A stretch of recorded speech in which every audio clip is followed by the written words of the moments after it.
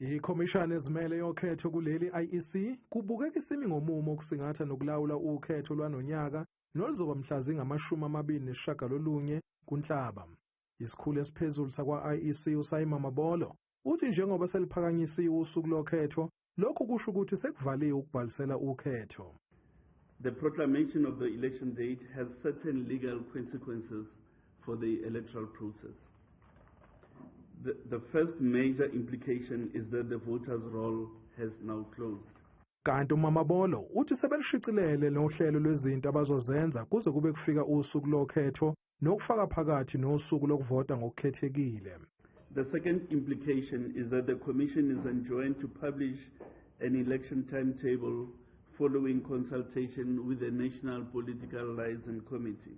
Uhlu lwabazovotela ezifundazweni lushucilelwe kusuka namuhla kuze kube liyabuyekezwa kahle. The provisional voters' roll will be published for inspection from today. An electronic version of the voters' roll will be made available at all offices of the Commission for inspection purposes. Ukuvota okukhethekile kanye nokuvotela emakhaya kuzoba mhla ka-27 no-28 kuNhlaba. Both home visits and voting station-based special votes will happen on 2 days, that being the 27th and the 28th of May of this year. Le khomishane igqugquzele ukuthi izakhamuzi kuleli ukuthi zivote lapho ezabhalisela khona ukuvota. Voters must vote where they are registered.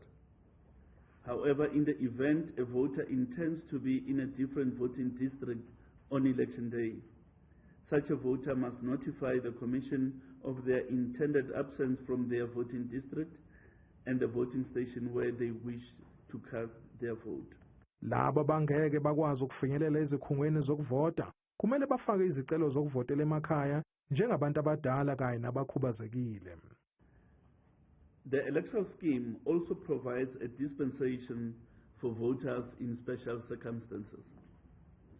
Those who are infirm and confined and thus unable to reach voting stations must apply to be visited for a special vote at home.